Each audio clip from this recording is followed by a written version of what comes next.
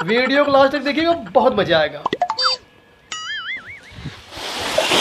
को शमसू भैया कहे पर्चा दाखिलवा ना गया प्रधान के। अरे मर्दवा बहन कई दिन की लड़कियां बाटे प्रधानी के चक्कर में खुदा गांव वालों को लुट के कंगाल कर देते। हम कहे 2-4 जनिक लिया के पर्चा दाखिला करवा ले, पैसा तोहर बचल रही, वह पैसा अपने गांव जनता में खर्चा करा तो वह सब वोट दई। अरे शमसू भैया कुल तो छोड़ा, मेलुओ पर्चा दाखिला करवाए हैं।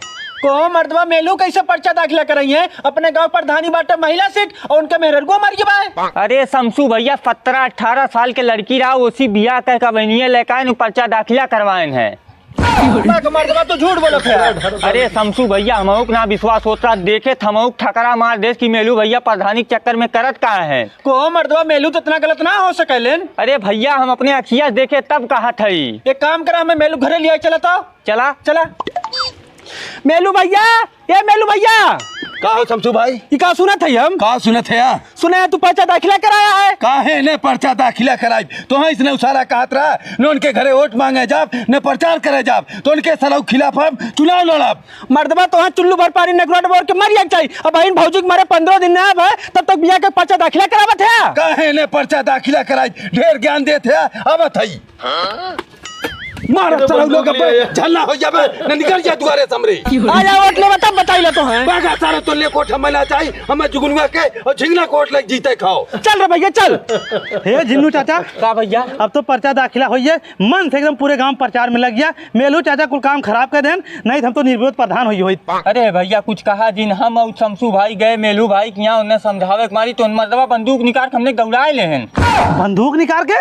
हाँ भैया। अब मजा आया, बंदूक निकाले हैं ना। हाँ अब चला हम खेला दिखावती हूँ। चला।